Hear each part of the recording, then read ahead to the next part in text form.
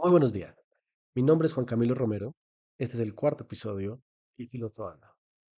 Filosofando porque estamos por embarcar un camino que nos tardará varios episodios, en el cual grandes estudiosos de la filosofía han coincidido es por dónde ir, si se busca explorar esta disciplina a profundidad y con atención.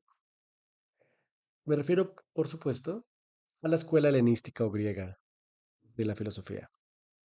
Pero antes de entrar en el sabio que hemos asignado para la clase de hoy, para el episodio de hoy, quiero hablar un poco de qué es la filosofía griega, o más bien, qué es la antigua Grecia.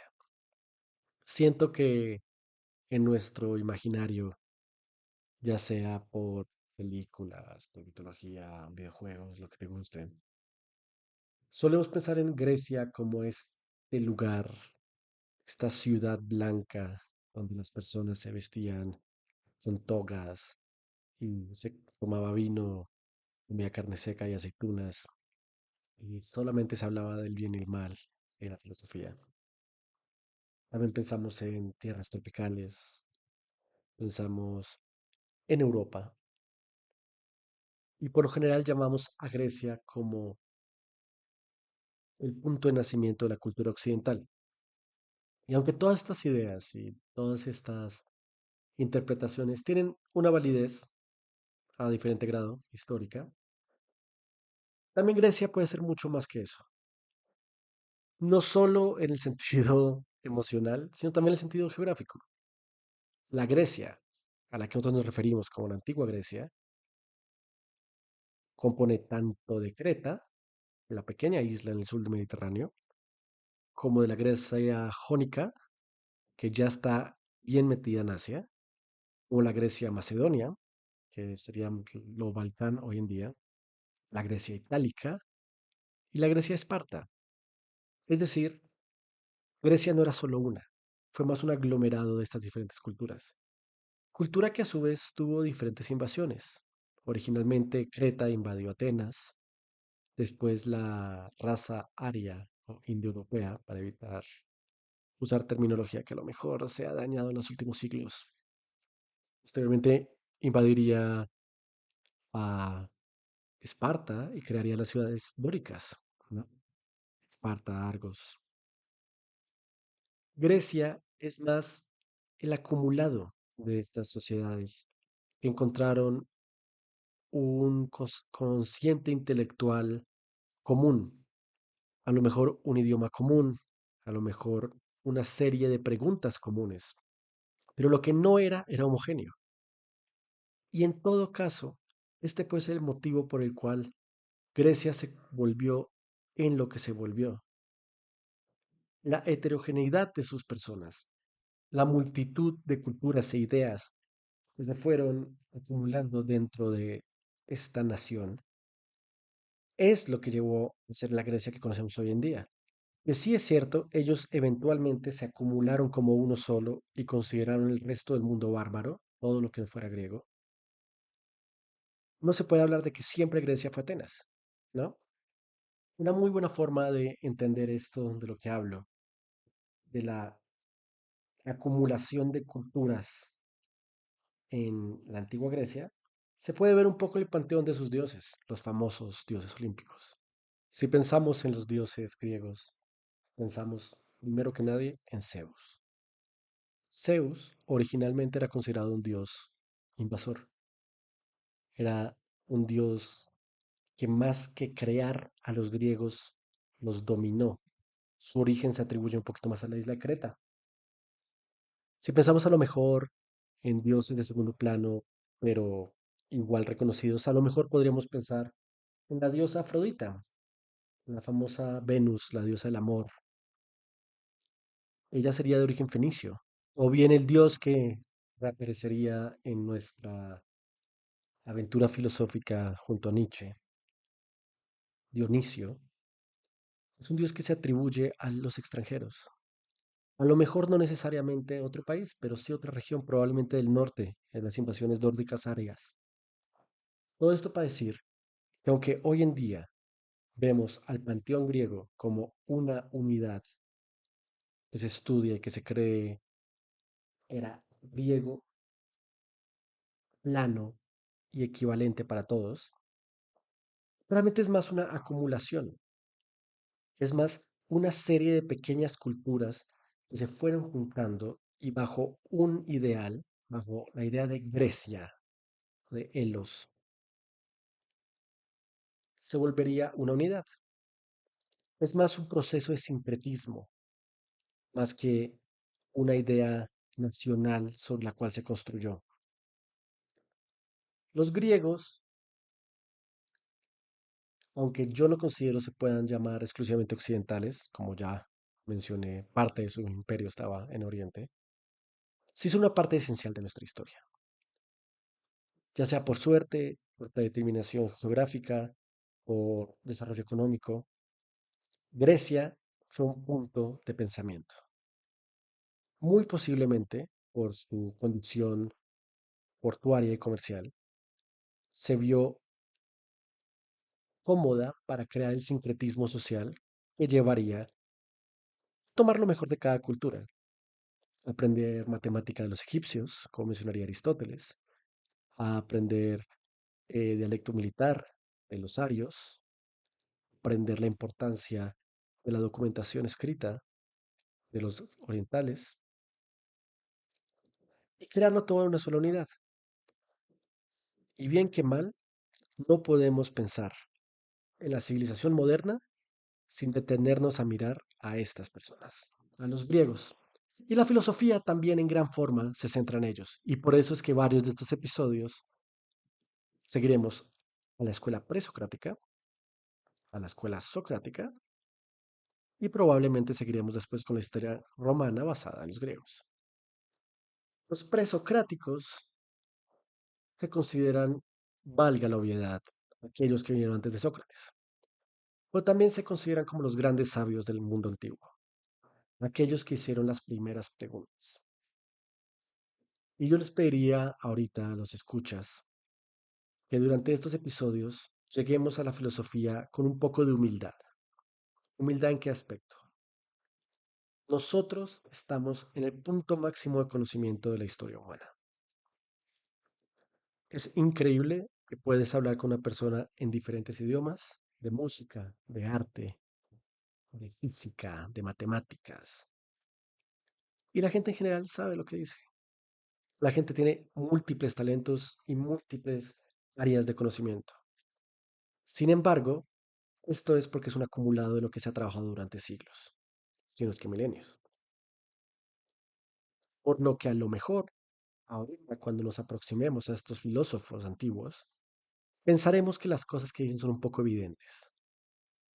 Pero la importancia no es qué dicen, sino cómo llegaron y en cómo fueron los primeros en llegar a preguntarse estas cosas. Cuando hablamos de las primeras personas en hacer las preguntas esenciales, hay una persona que suele salir en la voz de los historiadores de la filosofía. Y esta persona sería un tal Tales de Mileto. Mileto, siendo una pequeña ciudad, si se puede llamar ciudad, naval, en la parte jónica de Grecia, es decir, en lo que hoy sería más cercano al Medio Oriente que a la Grecia que conocemos. Es una isla que vio el crecimiento de varios sabios y que estaremos explorando en los siguientes episodios, en el cual ya sea de nuevo por su naturaleza multicultural o por sencillo acto divino, nació la filosofía moderna, o yo me atrevo a decir eso. Nació primero con este viejo sabio, Tales de Mileto. Un pequeño paréntesis, es interesante ver la sencillez de los apellidos, ¿no? Su nombre es Tales, es de Mileto, no necesito saber nada más. Este hombre era un científico multidisciplinario y aunque a lo mejor no se podría llamar científico como llamamos hoy en día, sí hay que reconocerlo su rol en la historia de esta zona, ya que fue las primeras personas en buscar, hipotetizar y demostrar o hacerlo más cercano, sus teorías. Buscó categorizar y clasificar cosas que a lo mejor, de nuevo, hoy para nosotros son evidentes y un proceso básico y obvio de la ciencia, pero antes no existían o no estaba preestablecido. A Tales se le atribuyen roles de astrónomo, como la predicción de un eclipse solar o haber descubierto la Osa Menor. Se le atribuye haber sido matemático. Dicen que tenía muchos enunciados sobre las proposiciones geométricas, que midió la altura de la pirámide de Egipto por una sombra y que podía dar la distancia exacta de un barco únicamente calculándola con su vista. También se le atribuyó hechos científicos como predecir el crecimiento del Nilo basándose en el viento. Inclusive dirigió la escuela náutica y construyó un canal para desviar las aguas del Ales. Y quiero que recordemos de nuevo el tema de la geografía de Grecia. El Nilo no está cerca de nada. El Nilo está en Egipto. Sin embargo, esto era lo que él podía observar. Nada más para que lo conservemos ahí en nuestra mente. En cuanto a las proposiciones geométricas que se atribuyen a Tales, se dice que él fue la primera persona en decir, o que se sabe que dijo, que los ángulos de un triángulo isósceles son iguales, o bien que un círculo es bisectado por el gran diámetro, o a lo mejor que los ángulos opuestos de dos líneas rectas que se cortan son iguales, que dos triángulos son congruentes y tienen dos ángulos y un lado igual, y que todo ángulo inscrito en una circunferencia es recto. De nuevo, cosas que hoy en día puede ser mencionado, entendido y defendido por un estudiante de secundaria, si no es que menor. Pero entonces era un gran hallazgo. Es fácil recordar lo que otros nos enseñan o llegar a esas conclusiones por nuestra propia parte. Bueno, eso es epistemología. Ahora, ¿cuáles fueron los grandes temas a discutir de Tales? Tales se enfocó en dos cosas: el origen físico de todo y el origen espiritual de todo, lo que los griegos jónicos llamarían el arjé. Tales sería la primera persona que tenemos registrada en esta escuela de pensamiento en decir que todo viene de una sustancia única. A pesar de que esta declaración está muy lejos de lo que sería la teoría subatómica hoy en día, es por donde comienza esta línea de pensamiento. Todo está compuesto de algo y todo tiene una causa. Tales llega a la conclusión que la materia prima, el arjé, la cosa primera que compone todo el universo, es el agua.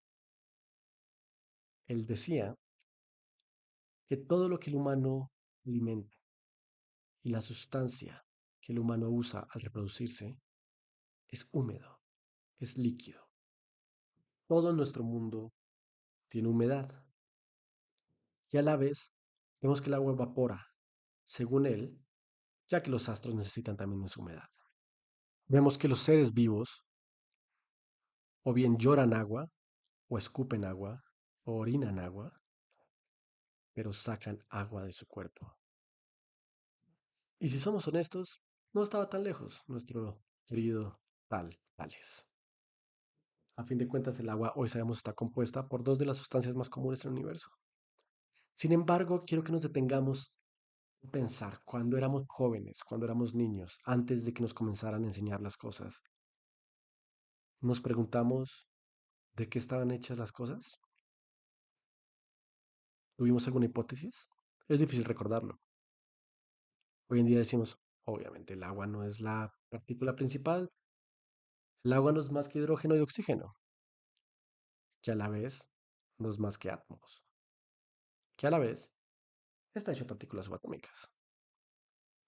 Pero este hombre pudo llegar a la conclusión, a lo mejor errada, pero muy valiente, de que todo nuestro universo estaba compuesto de agua. Y esto también, hay que decir, tenía un poquito su mítica, ya que en el mundo griego se creía que la diosa Tetis, la diosa del mar, era la madre de todas las cosas. Siempre es importante recordar los valores históricos de donde estamos parados. Y también menciono esto porque en la época griega, sobre todo presocrática, cuesta un poco de trabajo separar el mito de la filosofía, ya que el mito en Grecia es la forma de dar explicación a lo no entendido.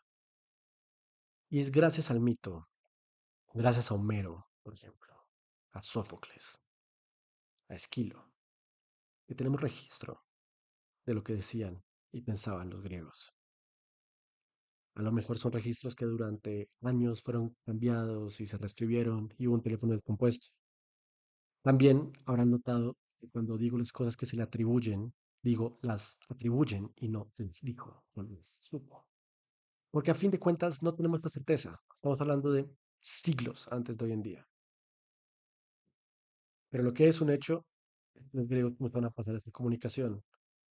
Nuestra principal fuente para Tales es Aristóteles. Aristóteles y Platón, principalmente, son los que hablan de los conocimientos de Tales. Por cierto, que todo lo que les estoy diciendo hoy viene de la lectura de la historia de la filosofía, tomo uno, de Hugo García Salvatecci. Les recomiendo mucho este libro. Continuamos. Ahora, si bien Tales determina o propone el agua como el principio constitutivo o físico del universo, también se pregunta cuál es el punto inicial espiritual de todo, ya que proponía que había una separación entre mi cuerpo y mi alma.